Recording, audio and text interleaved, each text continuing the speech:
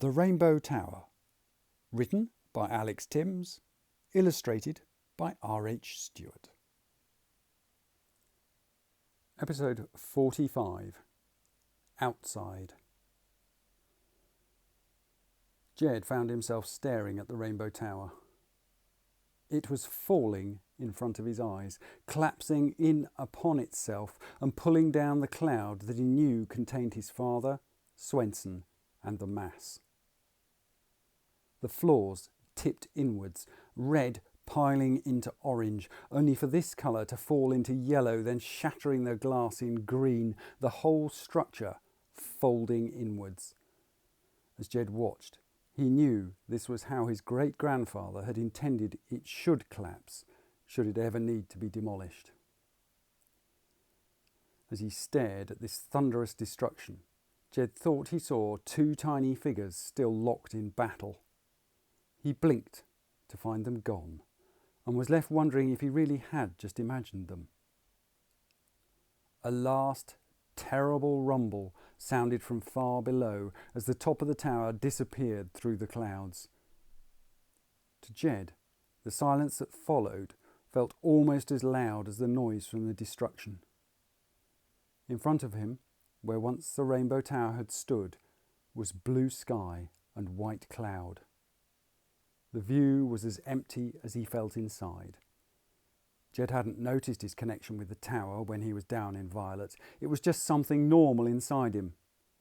It was only now it was gone that he found just how much it had rooted him, given him a sense of belonging. Without it, he felt very empty and exposed. He looked up. Above him, he could see the remains of the ruined bridge, the deck broken off and gone, the cables hanging limply from the side of the black tower. As for where he sat, it was a ruined balcony jutting out from the exposed steelwork of the other skyscraper. Across the other side of the balcony, Katie was pushing herself up from where she lay, groaning at the aches she felt and staring around in amazement, both at where she was and that she was still alive. Then the sound of voices came through the ruined wall behind them. Katie went to call out, but Jed sprang to his feet and clamped his hand over her mouth. "Well, he must be dead," they heard someone say. "Who?" came the reply. "That kid, got us all out, him." The voices moved off. Katie shook Jed off and rounded on him angrily. "What is it with you?" she hissed. "I want them to believe I'm dead," he replied. "What? Why?" Jed looked at her, then sighed. "In the lab, you were right. I did know where that liquid came from and that it was our only chance to save the bridge. It was a terrible choice to make, and I never want to have to make that sort of decision again. My mum had to do that every day. Decide who was to die, who could be saved. I can't do that. I don't want to be in charge." He slumped down to sit on the balcony again. "Go on," he said. "Go and tell them it doesn't matter." Katie hesitated. Through the wall, she could see glimpses of a sinuous crowd slowly winding its way down the long flights of stairs heading for the ground. She then sat down next to him, and together they stared out at the sky. "I'm glad it's gone," she said quietly. Jed took the remains of the phone out of his pocket. As he read the names on the back, he realised it wasn't so simple for him. He didn't know what to feel. Jed put the phone away, and they sat in silence. It had taken some time for the sounds of the refugees to die away. At last it appeared as if the stairs were deserted. "Come on, they've all gone," Katie said, crossing to peep through the broken wall.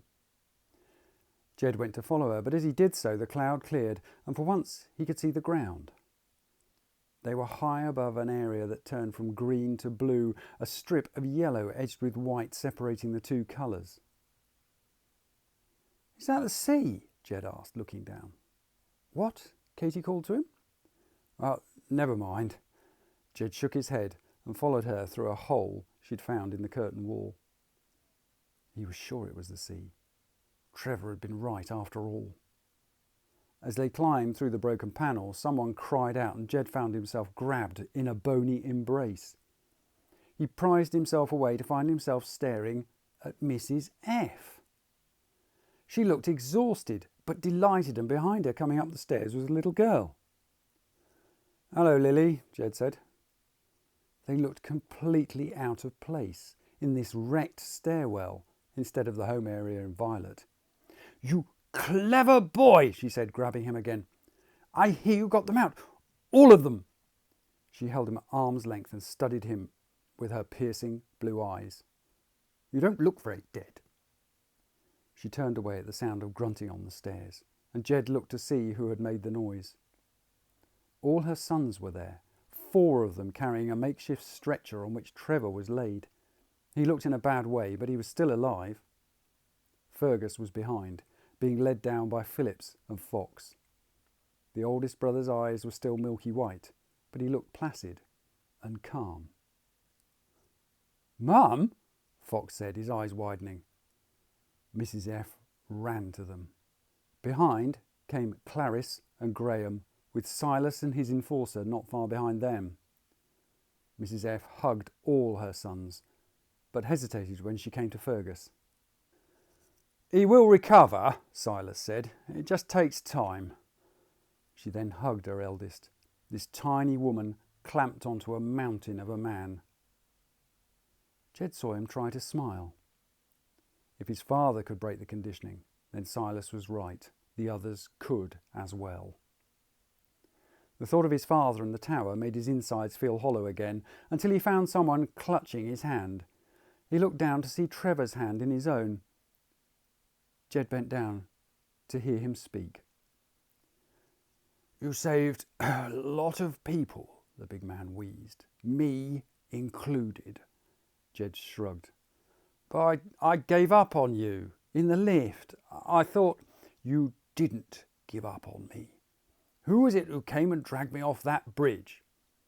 "Well, it was me," Graham interrupted. Clarice hit him on the arm and pulled him away. "I'm sorry about your parents," Trevor went on, his voice hushed in contrast to the noise of the Fox family around them. Jed smiled down at Trevor, feeling the hollow inside shrink a little. "Well, just as well I had 3, he replied. Then he remembered. "Trevor!" he exclaimed. "I saw the sea! I'm sure I did!" Trevor smiled back. "Then we'd better go and find out if you were right. Do you think these boys will be strong enough to carry me that far?" Trevor then looked across at Katie standing next to Lily, neither of them looking comfortable as Mrs. F's family celebrated. "Shall we ask those 2 if they want to come as well?" Trevor went on. "It used to be said a trip to the seaside could cure all manner of hurt." Jed nodded. Maybe it could help him overcome the feeling of loss of his lifelong friend as well. But as he walked over to Katie and the little girl, he realised he would always miss the Rainbow Tower. But in time, he might become used to it.